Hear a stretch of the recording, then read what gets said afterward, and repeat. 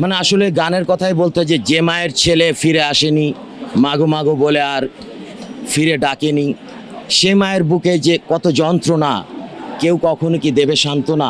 আমার ছেলে মরলো কেন? আমার মেয়ে মরলো কেন?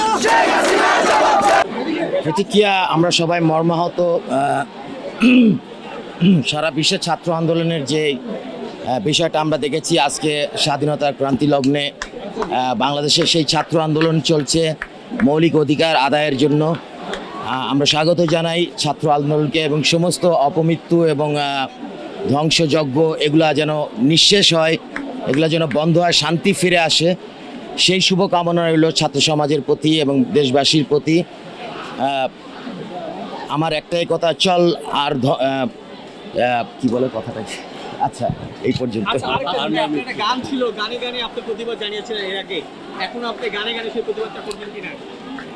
গানে গানে প্রতিবাদ তো অনেক আছে। আমি বলেছি যে ওদের মা কাঁদে, ওদের মা বলে যেও না ও পথে, ওদের বাবা বলে যেও না, বাট ওদের মন বলে যেন যায় এগিয়ে, কারণ ওরা বীরচিত সৈনিক। অনেকেই বলছেন আরেকটি মায়ের বুক যেন খালি না হয়, আপনি কি বলতে চান? আমি বলতে চাই আর কত মৃত্যু, কত হাহাকার, ন্যায় আধিপত্য হবে কি বিকার। এখন ভাই, এই যে অনেক শিক্ষার্থীর মৃত্যুর ভিডিও আসলে সামাজিক যোগাযোগ মাধ্যমে ভাইরাল, বিশেষ করে মুগ্ধ, আবু সাইদ, এইগুলো দেখেছেন কিনা? আপনার হৃদয়ে মানে আসলে গানের কথাই বলতো যে মায়ের ছেলে ফিরে আসেনি, মাগো মাগো বলে আর ফিরে ডাকেনি, সে মায়ের বুকে যে কত যন্ত্রণা, কেউ কখনো কি দেবে সান্ত্বনা, দিতে পারবে সান্ত্বনা। ঠিক এই গানের কথার মতো আসলে হৃদয় স্পর্শী, হৃদয়কে অনেক অনেক বেশি টাচ করে এই বিষয়গুলা, যে একজন মায়ের সন্তান, যে সাধারণ ছাত্র সমাজ, সমাজের ছেলেরা যারা আছে প্রত্যেকে কোনো না কোনো মায়ের সন্তান। তারা যদি আর কখনো মা বলে না ডাকে, এর থেকে বড়, তাদেরকে যদি আর না পাওয়া যায়, তাদের সেই ডাক শুনতে না পাওয়া যায়, তো এর থেকে বড় কষ্টের আর কিছু নাই।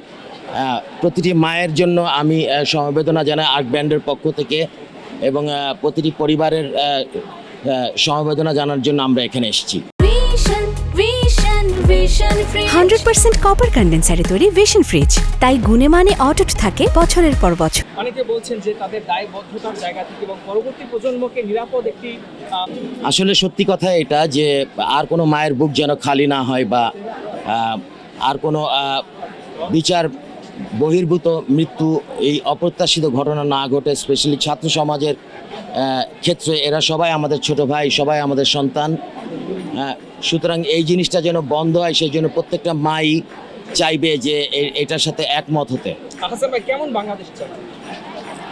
বাংলাদেশ চাই এমন একটা বাংলাদেশ চাই যেখানে অন্যায় এবং জুলুমের বিচার হবে, সুবিচারের ব্যবস্থা থাকবে, নাগরিক অধিকার যেন অক্ষুণ্ণ থাকে, মৌলিক অধিকারগুলো অন্তত যেন কখনো নষ্ট না হয়, কোনো আইন দিয়ে, কোনো কিছু দিয়ে যেন এই বিষয়টাকে লঙ্ঘন করা না যায়, সেই সুবন্দোবস্ত যেন বাংলাদেশে থাকে, বাংলাদেশে আবার প্রতিষ্ঠিত হয়। এই অস্থির সময়টা কিভাবে আসলে কাটিয়েছেন, যখন কারফিউ কিংবা ইন্টারনেট ছিল না, এই সময়গুলো আসলে কিভাবে হাসানের কাটছে?